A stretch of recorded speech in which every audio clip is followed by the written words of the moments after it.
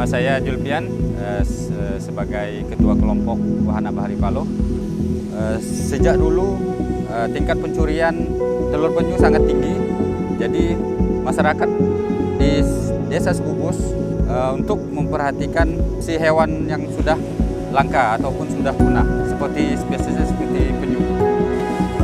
Tantangan kita selama ini terhadap pencurian yang masih marak, dan setiap malam kita melakukan patroli dan menjaga spesies penyu itu supaya telur penyu itu tidak hilang dan bisa diselamatkan.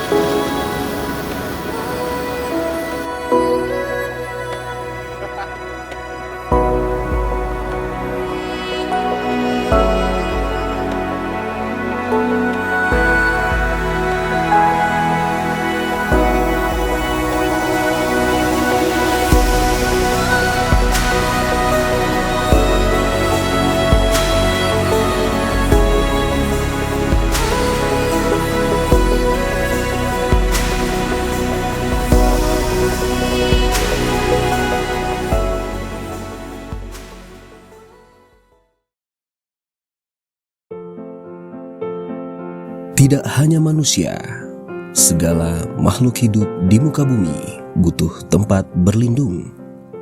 Berlindung dari segala hal yang mengancam kehidupan. Kehidupan yang lestari dan berkelanjutan bergantung dengan kesehatan ekologi laut yang berperan penting dalam menjaga keseimbangan ekosistem bumi. Laut Indonesia dengan segala kekayaan keanekaragaman hayati lautnya sepatutnya diberikan perlindungan dari segala keterancaman, baik dari ulah manusia hingga perubahan iklim. Selain itu, harus ada pengelolaan yang lebih bijak melalui sistem zonasi untuk mewujudkan sumber daya ikan dan lingkungannya secara berkelanjutan.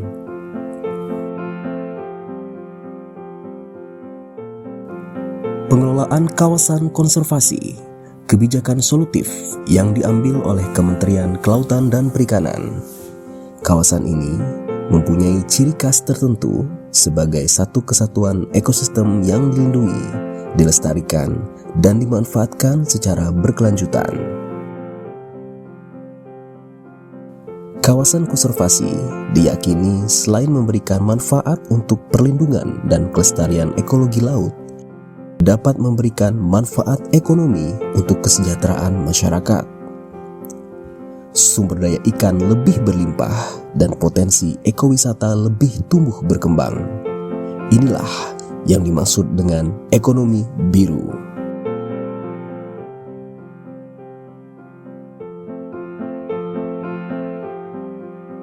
Pentingnya manfaat kawasan konservasi ini menjadi dasar Menteri Kelautan dan Perikanan memiliki program strategi ekonomi biru. Salah satunya memperluas kawasan konservasi laut.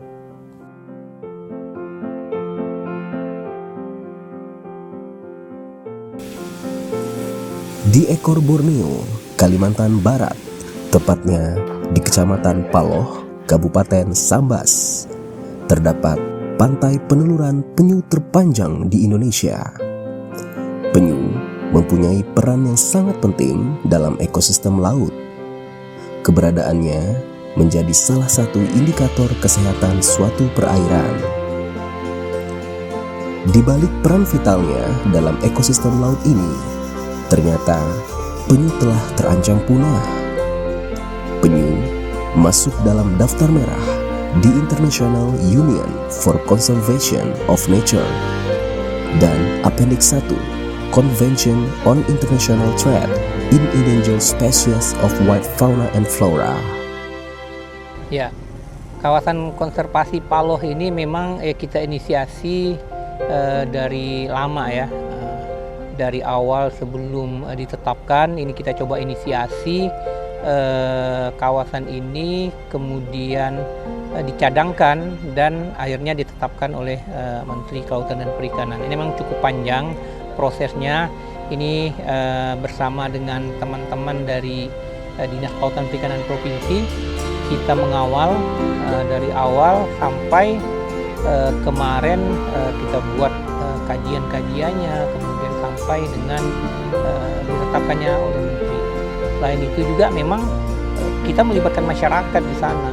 Nah, saya tidak tahu terkait dengan sekarang yang kita coba inisiasi lagi, bahwa pada saat itu kita mencoba menginisiasi dari tahun 2009 itu yang namanya Festival Pesisir Paloh. Nah, Festival Pesisir Paloh ini kita inisiasi dalam rangka merupakan cikal bakal dari inisiasi menuju ke kawasan konservasi. Untuk melindungi penyu di Paloh ini, Paloh ditetapkan menjadi kawasan konservasi melalui keputusan Menteri Kelautan dan Perikanan nomor 93 tahun 2020 tentang kawasan konservasi pesisir dan pulau-pulau kecil Paloh dan perairan sekitarnya di Provinsi Kalimantan Barat. Jauh sebelum Paloh ditetapkan menjadi kawasan konservasi, ada sebuah ironi dan tragedi yang membuat kelompok masyarakat di Paloh tergerak untuk terus melakukan upaya aksi konservasi penyu. Sejak dulu tingkat pencurian telur penyu sangat tinggi, jadi masyarakat di Desa Sebubus mengajak kawan-kawan anggota, khususnya anggota Wahana Bahari Paloh, untuk memperhatikan si hewan yang sudah langka ataupun sudah punah, seperti spesiesnya seperti penyu. Dan kami selaku warga lokal sangat perhatian terhadap tingkat pencurian tadi, sehingga kami melakukan ataupun berkelompok untuk melakukan konservasi yang ada di Desa Sebubus. Kegiatan pertama kita melakukan pendataan berapa sih spesies penyu ataupun yang ada di pesisir pantai ini. Kemudian pertama kita melakukan relokasi penyu ataupun telur-telur penyu tadi, sehingga apabila ada penyu menetas, kita bisa edukasi kepada wisatawan yang ada di Desa Sebubus khususnya.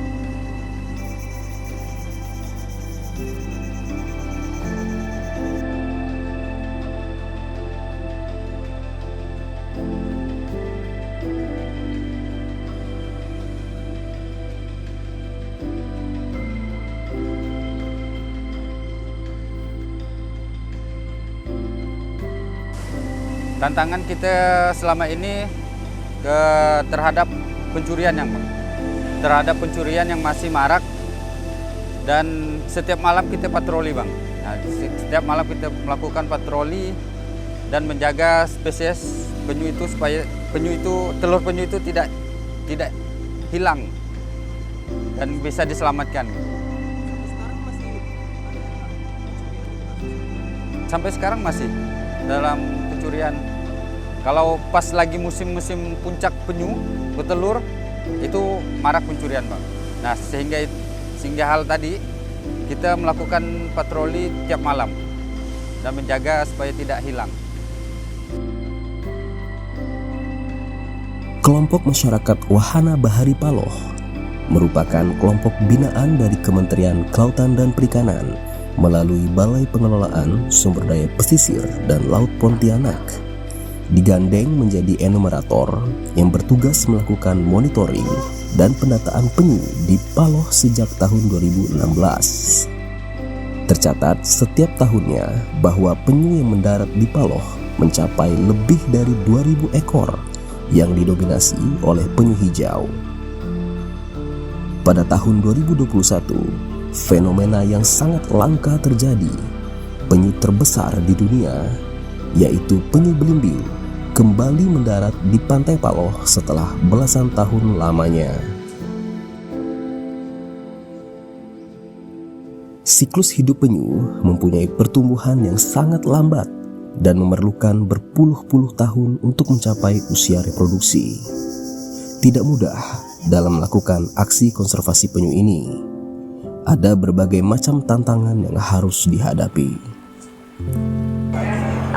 Penyu memang memiliki siklus hidup yang cukup panjang gitu ya. Dari mulai dia bertelur sampai dia dewasa, sampai dia kembali lagi untuk bertelur, itu memakan waktu yang cukup lama gitu ya. Nah, umur penyu sendiri bisa mencapai sampai 150 tahun. Tetapi untuk mencapai kedewasaan kelamin atau matang gonad itu kurang lebih cukup lama. Kalau untuk penyu hijau atau penyu belimbing bisa sampai 30 sampai 50 tahun baru dewasa. Kalau kita manusia mungkin usia 17 tahun gitu ya sudah cukup dewasa untuk bisa bereproduksi. Namun untuk usia penyu, apalagi terutama penyu hijau sama penyu belimbing itu bisa mencapai 30 sampai 50 tahun.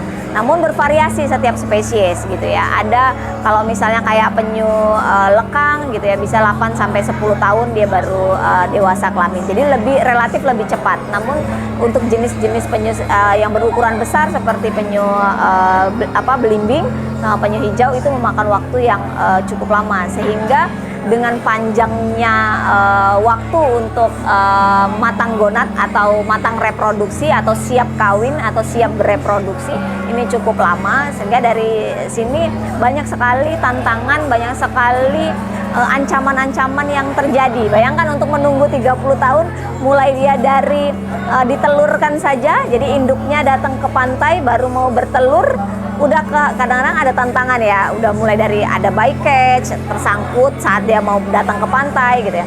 Terus saat dia di siklusnya sendiri dia saat naik ke pantai gitu, belum lagi terhambat oleh sampah-sampah gitu ya, jadi ancamannya ya kan. Nah saat dia lagi kadang-kadang pasir-pasir sarangnya ini sendiri banyak sekali akar-akar pepohonan gitu ya. Nah setelah dia berhasil dapat tempat yang oke, dia menginkubasi telur tersebut, ternyata ada tantangan baru lagi, misalnya perubahan iklim. Suhu yang panas gitu membuat penyu-penyu ini kebanyakan lahirnya jadi betina gitu. Jadi atau 100% menjadi betina. Ini tantangan lagi gitu ya. Buat kehidupan penyu gitu ya. Nah, terus kemudian setelah berhasil menetas, belum lagi dia di siklusnya ada tantangan predator-predator. Nah, setelah dia berhasil lepas ke laut, dia membutuhkan waktu yang cukup lama untuk bisa mendapatkan makanan atau habitat pakannya gitu ya. Jadi kalau penyu misalnya kayak penyu hijau gitu ya, biasanya dia untuk bisa menemukan gitu habitat pakannya gitu ya. Itu biasanya dia udah di usia remaja baru dia ketemu seagrassnya atau padang lamun. Palau sendiri merupakan pantai peneluran bagi 4 jenis penyu ya kan. Yang tertinggi atau yang terbanyak atau 98%-nya adalah penyu hijau. Baru populasi kedua adalah penyu sisik gitu. Populasi ketiga sebagian kecil adalah penyu lekang, dan lebih kecil lagi atau sangat jarang kehadirannya adalah penyu belimbing gitu ya. Nah, kenapa di sini bisa jadi pantai peneluran bagi penyu-penyu tersebut? Karena memang secara karakteristik pantainya tepat gitu ya buat penyu-penyu tersebut. Namun tadi dominansinya adalah penyu hijau. Penyu hijau, kenapa penyu hijau menyukai tempat ini? 98% tadi ya untuk penyu hijau. Karena pantai peneluran di sana itu penyu hijau senang pasir yang berwarna putih gitu ya. Terus kemudian vegetasinya. Penyu hijau itu menyenangi tempat-tempat yang bervegetasi seperti pandan-pandanus, ada ketapang, tanaman-tanaman yang saling berasosiasi yang seperti itu menjadi lokasi yang disukain oleh penyu. Jadi selain pasir, terus kemudian vegetasi itu menjadi pilihan gitu, yang disukai oleh penyu hijau untuk bertelur di Pantai Paloh. Terus di sisi yang lain, kenapa penyu hijau masih mau bertelur di Pantai Paloh? Karena di Pantai Paloh sejauh ini masih minim aktivitas gitu. Nah, kalau penyu hijau ini adalah salah satu penyu yang paling sensitif terhadap aktivitas, terutama aktivitas manusia gitu ya. Nah, seiring nanti dengan tingginya aktivitas manusia, biasanya jumlah populasi penyu hijau itu akan menurun karena dia jenis penyu yang sangat sensitif gitu ya. Nah, kalau misalnya udah banyak pembangunan, udah banyak pemukiman, udah banyak aktivitas-aktivitas, mungkin wisatanya mungkin masif misalnya, itu biasanya seiring dengan itu penyu populasinya akan menurun. Maka itu yang harus dijaga untuk Paloh, dan sejauh ini penyu masih memilih Paloh sebagai lokasi peneluran karena masih minim dengan aktivitas-aktivitas tersebut. Sehingga kalaupun ada pariwisata harus diatur berapa jumlah orangnya, berapa satu penyu berapa orang yang bisa melihatnya, terus kapan aturannya boleh melihat penyu bertelur. Nah, itu harus diatur agar penyu di Paloh tetap berkelanjutan.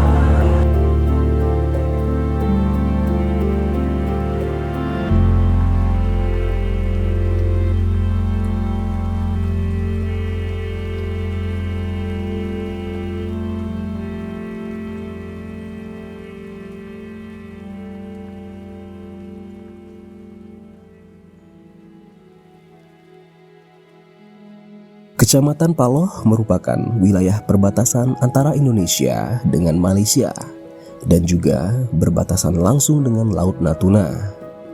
Selain menjadi tempat favorit penyu untuk bertelur, ada berbagai macam potensi pesisir dan keanekaragaman hayati laut yang ada di wilayah Paloh ini. Bicara tentang potensi, di KKP 3K Paloh kita bisa menyoroti ada 3, yaitu ada potensi ekologis, potensi ekonomis, dan potensi sosial budaya. Masuk ke potensi ekologis, di sana kita ada penyu, kemudian ada terumbu karang, juga ada mangrove, ikan ekonomis penting, dan juga ada data terkait dengan kualitas perairan dan oceanografi. Nah, kita melihat dengan potensi penyu bahwa di Indonesia kita tahu ada 7 jenis penyu, di mana 6 diantaranya ada di Indonesia. Dari 6 itu ada 4 jenis ada di Paloh, yaitu penyu hijau, kemudian penyu sisik, penyu lekang, dan penyu belimbing. Berdasarkan hasil survei WWF Indonesia dari tahun 2009 sampai tahun 2019 kemarin, bahwa penyu di sana ditemukan di Desa Temajuk dan juga Desa Sebubus, di mana Desa Sebubus merupakan hotspot area dengan total peneluran antara 99 sampai 100%. Kemudian data juga dari WWF Indonesia kita dapatkan bahwa penetasan tukik atau survivalnya bisa mencapai lebih dari 83%. Kemudian di mangrove kita ada hasil penelitian sebelumnya dari Asyakur dan WWF Indonesia juga di tahun 2016 bahwa mereka menemukan 19 spesies mangrove, di mana 18-nya itu masuk ke dalam kategori LC menurut status konservasi Red List IUCN-nya. Kemudian 1 yaitu spesies Soneratia ovata masuk ke dalam kategori NT atau near threatened atau hampir terancam. Kemudian mangrove yang ada di Kecamatan Paloh ini, dia tersebar di 4 desa, yaitu Desa Sebubus, Desa Malek, Desa Nibung, dan Desa Temajuk, di mana Desa Sebubus itu memiliki luasan yang lebih tinggi dibandingkan 3 desa lainnya. Selain penyu dan mangrove, kita ada terumbu karang, di mana terumbu karang ini hanya terdapat di Desa Temajuk saja, yaitu di Teluk Atung dan Camar Bulan, di mana hasil penelitian sebelumnya dari FDC, IPB, dan juga WWF Indonesia tahun 2012, mereka menemukan 24 jenis karang, dan kita melakukan survei juga ground check dengan menggunakan metode reef check pada tahun 2019, menemukan bahwa sebagian besar tutupan substrat dasar berupa hard coral dengan persentase antara 40-45%. Selain 3 potensi itu, kita ada ikan ekonomis penting, salah satunya adalah ikan bawal putih, bawal hitam, kemudian ikan kakap, ikan gulamah, ikan tenggiri, dan juga lobster dan udang-udangan. Selain itu, kami kemarin juga mengambil data terkait dengan oceanografi dan kualitas air, di mana dikaji dengan menggunakan parameter fisika kimia perairan seperti suhu, salinitas, pH, DO, kecepatan arus, dan juga nutrisi.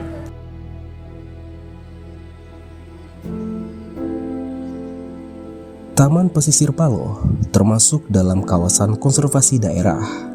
Ada kewenangan pemerintah Provinsi Kalimantan Barat dalam melakukan pengelolaannya. Pada tahun 2020, pemerintah Provinsi Kalimantan Barat menerima amanah untuk menjadi pengelola kawasan konservasi sebagaimana ditetapkan oleh Menteri Kelautan dan Perikanan untuk 5 kawasan konservasi di Kalimantan Barat. Salah satunya adalah kawasan konservasi Paloh. Dan pemerintah provinsi mengingat kewenangan yang diberikan sebagaimana Undang-Undang 23 bahwa untuk urusan kelautan menjadi urusan pemerintah provinsi. Dan salah satu diantaranya adalah kawasan konservasi. Nah, untuk menangani hal tersebut, pemerintah provinsi dalam struktur organisasi Dinas Kelautan dan Perikanan menempatkan bidang pengelolaan kawasan konservasi pesisir dan pulau-pulau kecil. Ya, dengan penetapan kawasan konservasi dan mengamanahkan kepada Dinas Kelautan dan Perikanan sebagai pengelola, tentu kita melakukan langkah-langkah untuk melaksanakan amanah tersebut. Jadi salah satunya adalah kita mengoptimalkan sumber daya manusia, pegawai kita yang ada di dinas untuk melakukan pengelolaan di kawasan. Dan kemudian kita juga melakukan kerjasama dengan mitra-mitra yang ada di stakeholder di Dinas Kelautan dan Perikanan untuk turut serta di dalam pengelolaan kawasan. Termasuk diantaranya bekerjasama dengan perguruan tinggi, baik dari Untan, Politeknik, kemudian yayasan-yayasan NGO dan penggiat-penggiat konservasi untuk bisa terlibat di dalam pengelolaan kawasan ini. Kami menyadari memang tenaga kami sangat terbatas, kemudian sumber daya pembiayaan juga terbatas, namun dengan pengelolaan kemitraan ini sangat membantu daerah untuk mengelola kawasan ini.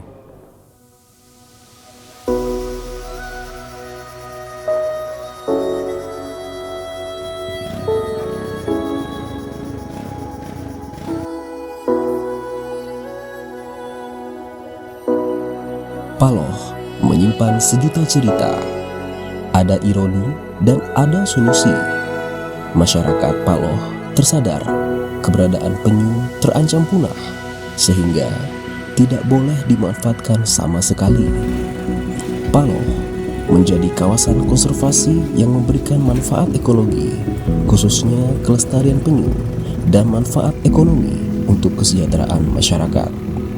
Mari tidak hentinya kita terus menjaga kelestarian penyu dan bijak mengelola laut.